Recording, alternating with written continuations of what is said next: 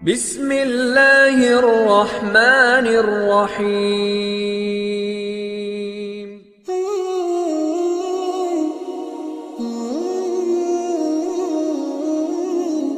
السلام عليكم ورحمة الله وبركاته.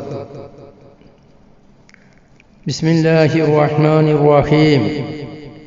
الحمد لله رب العالمين. اللهم بنعمتك العظمى صل على الحبيب محمد وآله كما أعلنت وسلم. ബഹുമാനപ്പെട്ട വള്ളിക്കുന്ന് മണ്ഡലം ദാരിമീസ് സംഘടിപ്പിക്കുന്ന ബഹുമാനപ്പെട്ട ബാവ ഫൈസി തലപ്പാറ അവരുടെ അനുസ്മരണ പരിപാടിയിലാണ് നാം ഉള്ളത്. ഈ പരിപാടിയിൽ ഞാൻ പങ്കെടുക്കുന്നത് വളരെ അധികം വേദനയോടെയും പല അനുഭവങ്ങളും അയവിറക്കിയും കൊണ്ടാണ്. 2001 മുതൽ 2003, 2004 വരേക്കുമുള്ള 3 വർഷം ഞാൻ മുട്ടിച്ചിറ പള്ളിയിൽ മുദരിസായിരുന്നു. ആ കാലത്താണ് ഞാനും ബാവ ഫൈസിയുമായി കൂടുതലായി അടുക്കുന്നതും അറിയുന്നതും. മുട്ടിച്ചിറ പള്ളിയിലെ കാരണവരും ഖതീബും ഇമാമും എല്ലാമായിരുന്ന ബാവ ഫൈസിയുടെ പിതാവ് ബഹുമാനപ്പെട്ട മൂസ മുസ്ലിയാർ അവരായിരുന്നു ആ പള്ളി നിയന്ത്രിച്ചു പോന്നിരുന്നത്. അക്കാലത്ത് ഉപ്പാനെ സഹായിക്കാൻ വേണ്ടി അധിക സമയത്തും ബഹുമാനപ്പെട്ട ബാവ ഫൈസി, അല്ലാഹു സുബ്ഹാനഹു വ തആല മഗ്ഫിറത്തും മർഹമത്തും നൽകട്ടെ, അവരായിരിക്കും പള്ളിയിൽ വരാറ്. പെട്ടെന്ന് അടുക്കുന്ന സ്വഭാവക്കാരനല്ല. ഞാനും അങ്ങനെ തന്നെയായിരുന്നു. എന്നാലും സാവകാശം ഞങ്ങൾ തമ്മിലുള്ള ബന്ധം അത് ഒട്ടിപ്പിടിച്ച ഒരു നിലക്കും പിരിക്കാൻ കഴിയാത്ത ബന്ധമായി മാറി. ഏത് കാര്യങ്ങളിലും ഞങ്ങൾ രണ്ടാളും തമ്മിൽ വളരെ അധികം സ്നേഹത്തോടു കൂടെ, പരസ്പര ബഹുമാനത്തോടു കൂടെ, അങ്ങോട്ടും ഇങ്ങോട്ടും പാരയോ അല്ലെങ്കിൽ എഴുത്തിറാകോ ഇല്ലാതെ കാര്യങ്ങൾ തുറന്ന് സംസാരിച്ച് മുന്നോട്ട് പോകുന്ന ഒരു പ്രകൃതക്കാരായിരുന്നു ഞങ്ങൾ രണ്ടുപേരും. വല്ലാത്തൊരു ബന്ധമായിരുന്നു.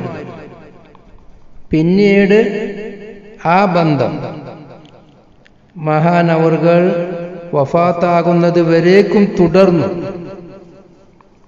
എവിടെ വെച്ച് ഞാൻ ബാവ ഫൈസിയെ കണ്ടാലും ബാവ ഫൈസി എന്നെ കണ്ടാലും ഞങ്ങൾ പരസ്പരം കുശലം പറയാതെ, തമാശ പറയാതെ, ലോക്യം പുതുക്കാതെ പിരിയുകയില്ല. ഏത് സദസ്സിനും ഞങ്ങൾക്ക് കുറച്ച് സ്വകാര്യം പറയാനുണ്ടായിരിക്കും. അങ്ങനെയുള്ള വല്ലാത്തൊരു ബന്ധമായിരുന്നു. ബാവ ഫൈസിയെ സംബന്ധിച്ച് അനുസ്മരിക്കാൻ ധാരാളമുണ്ട്. ബാവ ഫൈസി വഫാത്താകുമ്പോൾ ഏകദേശം 58 വയസ്സാണുള്ളത്. 1966 അവരുടെ ജനനമുള്ളത്. 90-91 വർഷമാണ് അവർ ഫൈസി ബിരുദം കരസ്ഥമാക്കി പട്ടിക്കാടിൽ നിന്ന് പുറത്തേക്കിറങ്ങിയത്. അവരുടെ പിതാവായ ബഹുമാനപ്പെട്ട മൂസ മുസ്ലിയാർ, അവര് എൻ്റെ കണ്ണുകൊണ്ട് കണ്ട സൂഫിയാക്കളിൽപ്പെട്ട ഒരു പ്രധാനികളിൽപ്പെട്ട മഹാനാണ്. വളരെ ആദരവോടുകൂടെ അവിടെയുള്ള മുതഅല്ലിമീങ്ങളെയും ഉസ്താദ്മാരെയും കാണുകയും വളരെ ബഹുമാനിക്കുകയും ചെയ്യുകയും അവരോട് എതിർക്കാനോ അവർ വിമർശിക്കാനോ പോവാത്ത വല്ലാത്തൊരു മനസ്സിന്റെ ഉടമയായിരുന്നു. മാത്രവുമല്ല, അവർ ചെയ്യുന്ന കാര്യങ്ങൾ മുഴുവനും അത് പഠിച്ചുകൊണ്ട് മാത്രം ചെയ്യുന്നവരാണ്. മൂസ മുസ്ലിയാർ ചെറുപ്രായത്തിൽ തന്നെ കൃഷി ഇഷ്ടപ്പെടുന്ന ആളായിരുന്നു. കന്നുകൾ, കൃഷി ആവശ്യത്തിന് വേണ്ടി കന്നുകളെ വളർത്തിയിരുന്നവരാണ്.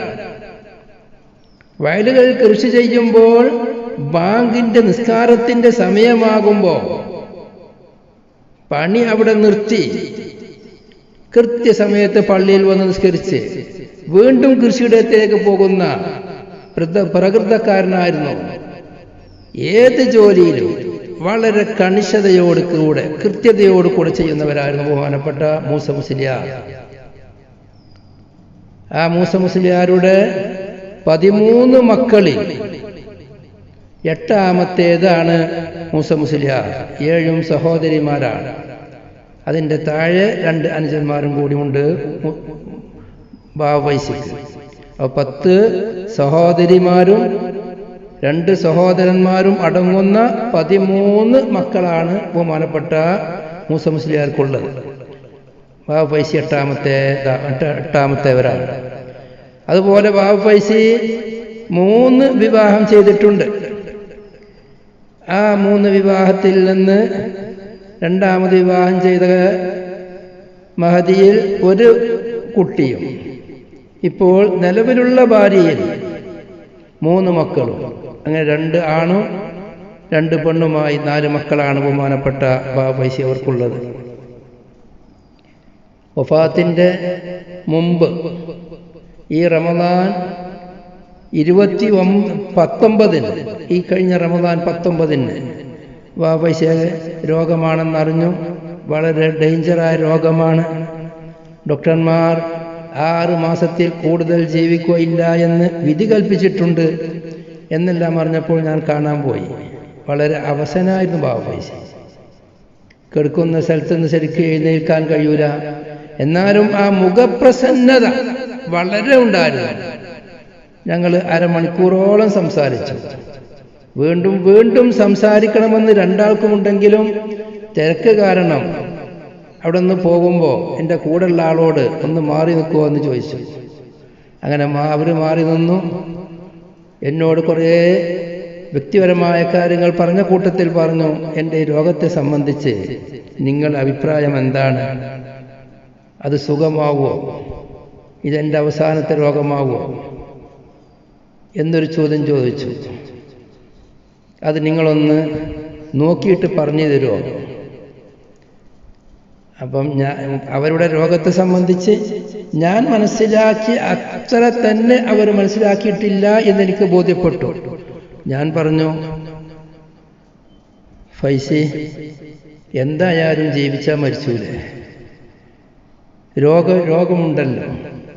അതുകൊണ്ട് നമ്മൾ മരണത്തിന് വേണ്ടി തയ്യാറാവേണ്ട സമയമായിട്ടുണ്ട്. ഇനി നമുക്ക് ഉണ്ടാവൂലേ? അതെല്ലാം അള്ളാഹുവിൻ്റെ അടുത്തുള്ള കാര്യമാണ്. നമുക്കെല്ലാവർക്കും രോഗമുണ്ട്. അതുകൊണ്ട് തന്നെ മരണത്തിന് വേണ്ടി തയ്യാറാകുക. അള്ളാഹു ദീർഘായുസ്സ് നൽകട്ടെ എന്ന് ദുആ ചെയ്തു ഞാൻ അവിടുന്ന് പോകുന്നു. ഞാനും ബാവൈസിയും മുട്ടിയാറ പള്ളിയിലുണ്ടാകുന്ന ആ 3 വർഷം നേരത്തെ പറഞ്ഞതുപോലെ തന്നെ വളരെ സൗഹാർദ്ദപരമായ ഒരു പോക്കായിരുന്നു. എന്നോട് പറഞ്ഞു, നിങ്ങൾ എഴുത്ത് രംഗത്തേക്ക് വരണം, ലേഖനങ്ങൾ എഴുതണം. നിരന്തരമായി എന്നെ അതിനു വേണ്ടി പ്രോത്സാഹിപ്പിച്ചു കൊണ്ടേയിരിക്കും. ഞാൻ പറയും, ഞാൻ സ്കൂളിൽ 7ാം ക്ലാസ്സുകാരനാണ്, കൂടുതൽ ഭാഷാപരമായിട്ടുള്ള അറിവുകളില്ല. പിന്നീട് വായനാ സ്വഭാവങ്ങളും കിതാബ് മുത്താല ചെയ്യാനല്ല, പുസ്തകങ്ങൾ മുത്താല വായിച്ചതിൻ്റെ പേരിലുള്ള ഭാഷയും മലയാള ഭാഷയുമായി ഇണക്കം കുറവാണ്, അതുകൊണ്ട് എനിക്ക് എഴുതാൻ കഴിയില്ല. അപ്പം എന്നോട് പറയും, നമ്മൾ സംസാരിക്കുന്നത് തന്നെയാണ് എഴുത്ത് ഭാഷ എന്ന് പറഞ്ഞാൽ അതിന് മറ്റൊരു ഭാഷ വരാനില്ല. എന്നിട്ട് ഭാഷകൾ പല അവസ്ഥകളും പറഞ്ഞു തന്നു. നിഘണ്ടു പ്രയോഗ ഭാഷകളുണ്ട്, സംസാര ഭാഷകളുണ്ട്, അത് തന്നെ പല പ്രദേശങ്ങളുടേതുണ്ട് എന്ന് പറഞ്ഞിട്ട് പല ആളുകളുടെയും ഉദാഹരണങ്ങൾ പറഞ്ഞു തരും.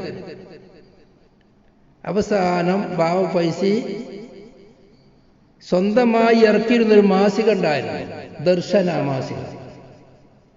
ആ ദർശന മാസികയിൽ നിങ്ങൾ ഇന്നാലിന്ന വിഷയം എഴുതണം എന്ന് പറഞ്ഞു. അതിന് ഭാഷ മോശമാണെങ്കിൽ ഞാനത് എഡിറ്റ് ചെയ്തുകൊണ്ട്. ബാബ ഫൈസിക്ക് നല്ല കഴിവുള്ള മഹാനാണ്, എല്ലാ വിഷയത്തിലും കഴിവാണ്. ഞാൻ അതിലേക്ക് വരുന്നുണ്ട്. എഴുത്തിന് പ്രത്യേക കഴിവാണ്. ദർശന മാസിക ബാബ ഫൈസി സ്വന്തമായി ഇറക്കിയതാണ്. അത് ഒരിക്കൽ വായിച്ചവർ വീണ്ടും വീണ്ടും അത് കിട്ടണമെന്ന് ആവശ്യപ്പെടുകയും വരിക്കാർ വരികയും ചെയ്യൽ പതിവാണ്. ഇങ്ങനെയുള്ള മാസികകൾ നിലനിൽക്കണം. കാരണം പ്രത്യേകമായി പരസ്യങ്ങളോ അല്ലെങ്കിൽ പ്രത്യേക സംഘടനാ വിഷയങ്ങളോ ഒന്നുമില്ലാതെ ദീനിന്റെ കാര്യങ്ങൾ മാത്രം ചർച്ച ചെയ്തിരുന്ന ഒരു മാസികയാണ് ദർശന. പക്ഷേ 10, 100, 200 കോപ്പികൾ ഉണ്ടായതുകൊണ്ട് മാത്രം അത് മുന്നോട്ട് പോകില്ലല്ലോ. അതുകൊണ്ടായേക്കാം അത് അവർ പിന്നീട് നിർത്തുകയാണ് ചെയ്തത്. കുറേ പതിപ്പുകൾ ഇറങ്ങിയിട്ടുണ്ട്.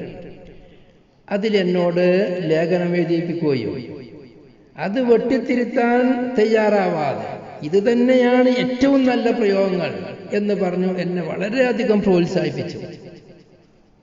അങ്ങനെ എഴുത്ത് എന്ത് എന്ന് ആ രംഗത്തേക്ക് എന്നെ കൊണ്ടുവരാൻ വേണ്ടി വളരെയധികം പ്രോത്സാഹനം നൽകിയ ഒരു മഹാനാണ്. ഞാൻ എഴുതുന്നത് വലിയ ഭാഷ ഒന്നും ഉഷാറില്ലാത്ത വിഷയമായിരിക്കും, എന്നാലും ഇത് തന്നെയാണ് നല്ല ഭാഷ എന്ന് പറയാം. അത് വലിയൊരു സംഭവമായി എനിക്ക് ആത്മധൈര്യം തന്നിരുന്നു. എഴുത്ത് വിഷയത്തിൽ ബാബ ഫൈസിക്ക് വലിയ കഴിവാണ്. അറബിയിലും ഇംഗ്ലീഷ് മലയാളത്തിലും ഏത് വിഷയത്തെ സംബന്ധിച്ചും പെട്ടെന്ന് എഴുതാനുള്ള കഴിവുണ്ട്. അതോടുകൂടെ എല്ലാ വിഷയങ്ങളെ സംബന്ധിച്ചും പെട്ടെന്ന് അതിനെപ്പറ്റിയൊരു കാഴ്ചപ്പാടിലെത്താൻ കഴിവുള്ളവരായിരുന്നു. നമ്മൾ അത്ഭുതപ്പെട്ടു പോയി ഒരു കാര്യം ചർച്ച ചെയ്താൽ ഇത് എവിടെ നിന്നാണ് ഇത്രയും പെട്ടെന്ന് ഇതിനെ സംബന്ധിച്ചൊരു കാഴ്ചപ്പാടിൽ, ഒരു നിഗമനത്തിൽ, ഒരു തീരുമാനത്തിൽ മഹാനവറുകൾ എത്തിപ്പെടുന്നത് എന്ന് പലപ്പോഴും സംശയിച്ചിട്ടുണ്ട്.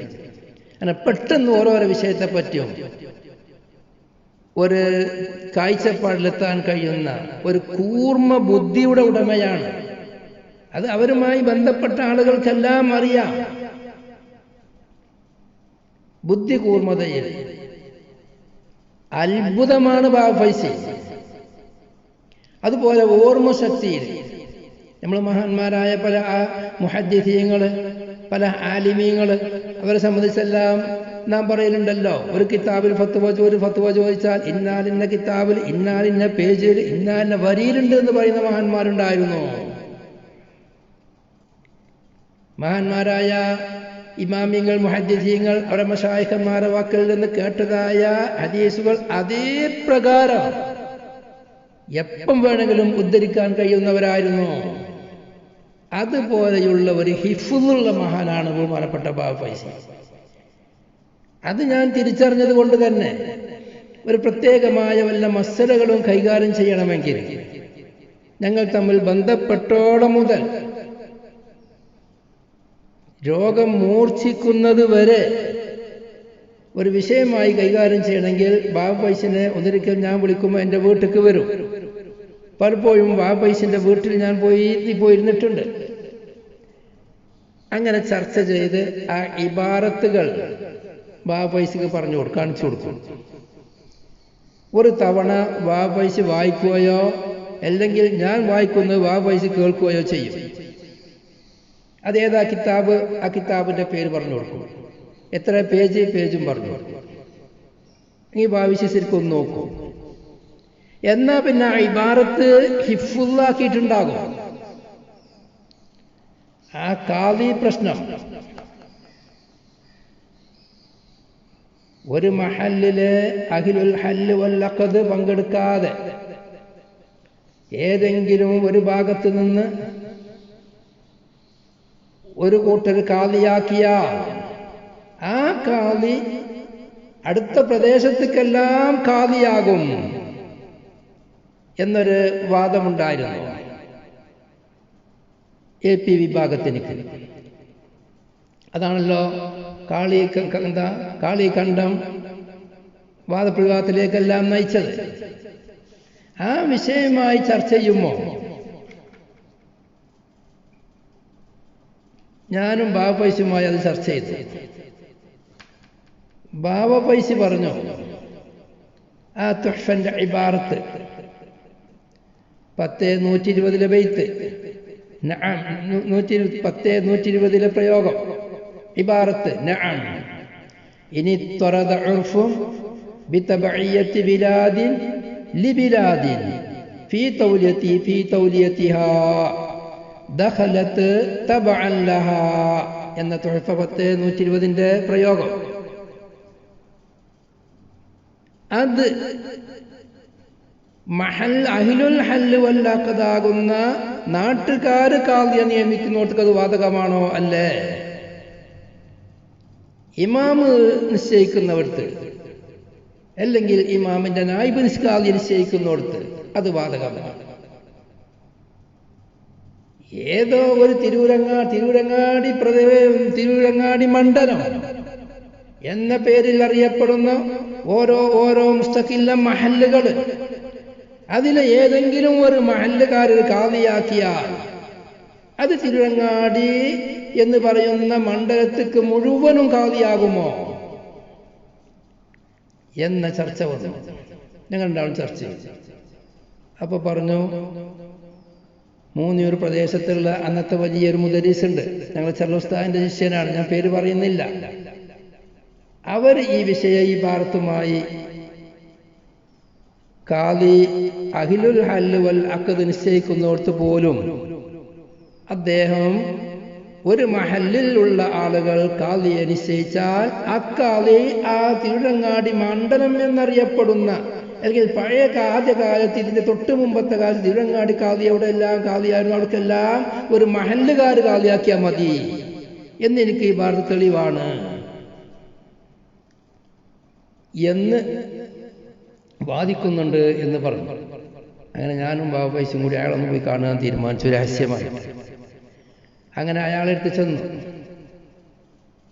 അപ്പൊ എനിക്ക് ഹിഫ്ള് കുറവാണ്. ബാബായിസി സംസാരിച്ചപ്പോ ഞങ്ങൾ സംസാരിച്ചുകൊണ്ടിരിക്കുന്നതിനിടയിൽ ആ ഇബാർത്തൊന്ന് വായിച്ചാണ് എന്ന് പറഞ്ഞപ്പോ ബാബായിസി ഹിഫ്ള് ആ ഇബാർത്താണ് വായിച്ചു. എന്നിട്ട് ആണ്ട് ഹല്ല് ചെയ്തു കൊടുത്തു. ആ മൂലരൊന്നും ഉണ്ടില്ല. കാരണം തൊട്ട് മുമ്പത്തെ പേജുകളിൽ അതുപോലെ ഈ വിഷയമായി ചർച്ച ചെയ്യുന്നവർക്ക് ഫത്തുൽ മുഈൻ അടക്കം പറയുന്നുണ്ടല്ലോ, അഹ്ലുൽ ഹല്ല് വൽ അഖദ് ഖാദിയാക്കുമ്പോൾ മഹല്ലുകാര് മുഴുവനും എല്ലാ മഹല്ലിലെയും ഒരു മഹല്ലിലെ തന്നെ എല്ലാ അഹ്ലുൽ ഹല്ല് വൽ അഖദും പങ്കെടുക്കേണ്ടതുണ്ട്. എല്ലാവരും പങ്കെടുക്കണം. എവിടേക്കാണോ ഖാദിയാക്കുന്നത് എങ്കിൽ അവിടുത്തെ എല്ലാവരും പങ്കെടുക്കണം. ഒരു പ്രദേശത്തുകാർ, ഒരു മഹല്ലിൽ തന്നെ ഒരു പ്രദേശത്തുകാർ മാത്രം പങ്കെടുത്ത് ഖാദിയാക്കിയാൽ അവർക്ക് മാത്രമേ ഖാദിയാവുള്ളൂ, എല്ലാവർക്കും ഖാദിയാവൂല എന്ന ചർച്ച ഉണ്ടല്ലോ. ഇതെല്ലാം ചോദിച്ചപ്പോൾ മൂല്യർ ഒന്നും ഉണ്ടാകുന്നു. അപ്പൊ ഞാനിവിടെ പറഞ്ഞു വരുന്നത്, ഈ വിഷയം ഏത് വിഷയത്തിലും ഹിഫ്ള് എന്ന് പറയുന്നത് ഒരു പ്രാവശ്യം വായിച്ചാൽ എന്നിട്ട് വാപ്പൈസി ഒന്നാണ്ട് മനസ്സിലെത്തിയാൽ പിന്നീട് അത് ആ ഇബാറത്ത് അങ്ങനെ പേജും നമ്പറും കിതാബും ജുസും അടക്കം ഉദ്ധരിക്കാൻ കഴിവുള്ളൊരു മഹാനാണ്. ഞാൻ എഴുതിയതായ പുസ്തകങ്ങൾ, ആ പുസ്തകങ്ങൾ മുഴുവനും ഞാൻ എഴുതി കഴിഞ്ഞാൽ ബാബായിസി കഴിഞ്ഞ PDF എടുത്ത് അയച്ചു കൊടുക്കും. അല്ലെങ്കിൽ PDF-മായി ഞങ്ങൾ രണ്ടാളും ഇരിക്കും. ഒന്നിരിക്കൽ മൂപ്പരെ വീട്ടിലിരിക്കും, അല്ലെങ്കിൽ അവരെൻ്റെ വീട്ടിലേക്ക് വരും. രണ്ടും ഉണ്ടാകുന്നുണ്ട്. എന്നിട്ടത് ആദ്യം മുതൽ അവസാനം വരെ വായിച്ച് അതിൻ്റെ ചർച്ചകൾ മുഴുവനും സംശയമുള്ള ഭാഗങ്ങൾ അത് അങ്ങനെ തന്നെയാണോ എന്ന് ചോദിക്കും. എന്നിട്ട് അതിനൊക്കെയുള്ള ഇബാർത്ത് ഞാൻ കണ്ടത് ഞാൻ വായിച്ചു കൊടുക്കും. അപ്പോൾ അവിടെ വേറൊരു ഇബാർത്ത് ഇന്നാലില്ല ഇന്നാക്ക് ഇന്ന ഫത്വയില്ലേ എന്നെല്ലാം ചോദിക്കും അവർ. കാരണം അതെല്ലാം ഓർമ്മശക്തിയുള്ള ആളാണ്. അങ്ങനെയാണ് എൻ്റെ ആ ജുമുഅൻ്റെ മുമ്പത്തെ ഖുതുബൻ്റെ മുമ്പത്തെ പ്രസംഗത്തെ സംബന്ധിച്ചുള്ള പുസ്തകം, അതുപോലെ ആ ഖുതുബ ശ്രവണവും ബഹുല ജുമുഅയും എന്ന് പറഞ്ഞ പുസ്തകം, ഉംറന്റെ പുസ്തകം, അസയ്യിദാത്ത് സ്ത്രീകൾ മയ്യിദ് ബന്ധപ്പെട്ട പുസ്തകം, ആ കിതാബ് അസയ്യിദാത്ത് സുനൽ ജനായിസ് എന്ന പുസ്തകം, അൽ ഇഹാലത്തു അലല്ലാഹ് എന്ന പുസ്തകം, ഇതെല്ലാം ഭാവപൈശിയുമായി കൂടിയാലോചിച്ച് അവരുടെ ഒരു എഡിറ്റിംഗ് എന്നുള്ള നിലക്ക് ഞങ്ങൾ രണ്ടാളും കൂടി വളരെയധികം ചർച്ച ചെയ്തു. മണിക്കൂറുകളോളം, ചിലപ്പോൾ ദിവസങ്ങളോളം അതിന് വേണ്ടി ചെലവഴിക്കും. എന്നാൽ അവിടെ പ്രത്യേകത എന്താ? ഏത് ഇബാറത്തും ബാബു ഫൈസി അത് അതിൻ്റെതായ രീതിയിൽ അത് വിശദീകരിക്കാൻ വലിയ കഴിവായിരുന്നു കാണിച്ചിരുന്നത്. അതുകൊണ്ട് തന്നെ ചില മസലകൾ ഉസ്താദുമാരും നമ്മളുമായി അഭിപ്രായ വ്യത്യാസം വരുമ്പോൾ ഞാൻ ബാബു ഫൈസിനോട് വിളിച്ച് ചോദിക്കും, ഇങ്ങനൊരു മസല ഉണ്ടല്ലോ, എന്താണ് അതിൻ്റെ വിധി, അതെന്താണ് ചെയ്യുക? വാവൈസി പറയും, ഞാനും അതിനെ സംബന്ധിച്ച് ആലോചിച്ചുകൊണ്ടിരിക്കുകയാണ്, എന്താണ് ഇവർ ഈ പറയണത് എന്ന്. അങ്ങനെ ഞങ്ങൾ രണ്ടാളും ചർച്ച ചെയ്യും.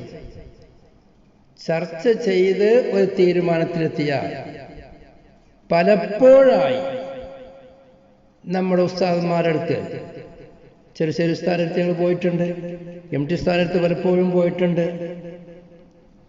മൂസക്കുട്ടി ഹസ്രത്തിന്റെ വീട്ടിൽ ഒരു ദിവസം പോയിട്ടുണ്ട് കാര്യങ്ങൾ ചർച്ച ചെയ്യാൻ വേണ്ടി. ആ സമയത്ത് കിതാബ് ഒന്നും ഞങ്ങൾ കൈക്ക് പിടിക്കൂല. കാരണം പൈസ ഒപ്പം ഉണ്ടാ കിതാബിന്റെ ആവശ്യമില്ല, കാരണം മൂപ്പറ ഇഫുണ്ടാവും. അപ്പൊ ഇന്ന ഇബാറത്തില്ലേന്ന് ചോദിക്കും. ഞാൻ ചോദിച്ചാൽ ഉടനെ അതാണ് വായിക്കും. അങ്ങനെ ഉസ്താദുമാരുമായി ചർച്ച ചെയ്യും. ചിലപ്പോൾ അത് വാദപ്രതിവാദം പോലെയാവലുണ്ട്.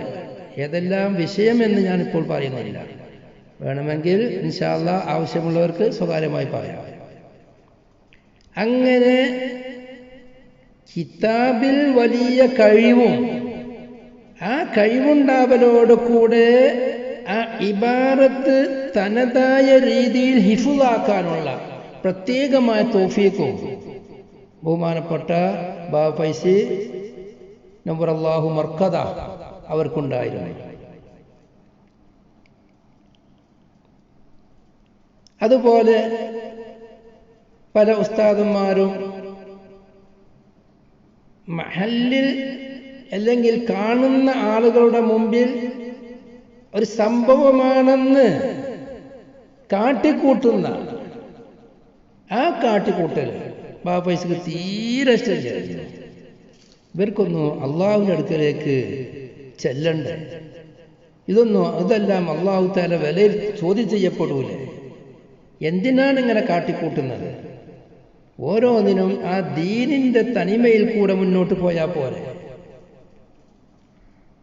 കാട്ടിക്കൂട്ടലുകൾ അപകടമല്ലേ എന്നെല്ലാം ചോദിച്ച് അവര് അതിൽ നിന്നെല്ലാം മാറി നിന്നു.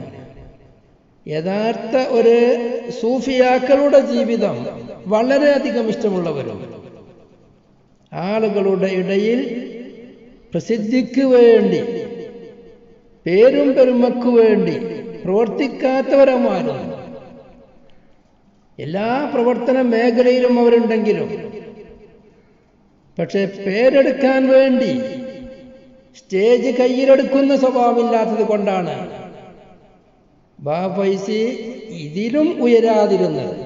എന്നാൽ സംസ്ഥയുടെ എല്ലാ പ്രവർത്തന രംഗത്തും ബാബു ഫൈസി ഉണ്ട്. എല്ലാ ആലിമ്യങ്ങൾക്കും ബാബു ഫൈസിനെ പറ്റി അറിയുകയും ചെയ്യും. അല്ലാഹു സുബ്ഹാനഹു വ തആല അവർ ചെയ്തതായ എല്ലാ സൽക്കർമ്മങ്ങളെയും സ്വീകരിക്കുമാറാവട്ടെ. ജീവിതത്തിൽ എന്തെങ്കിലും പോരായ്മകളോ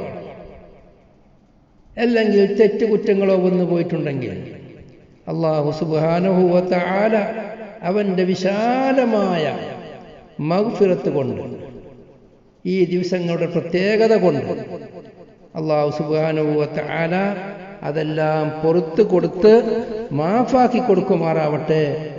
അവരെയും നമ്മളെയും അല്ലാഹു സുബ്ഹാനഹു വ തആല സ്വർഗത്തിൻ്റെ അവകാശികളിൽ ഉൾപ്പെടുത്തുമാറാവട്ടെ.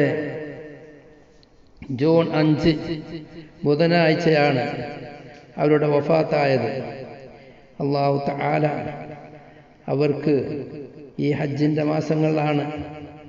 അല്ലാഹു തആല അവർക്ക് പുറത്തു കൊടുക്കുമാറാവട്ടെ. എല്ലാവിധ മഗ്ഫിറത്തും നൽകുമാറാവട്ടെ.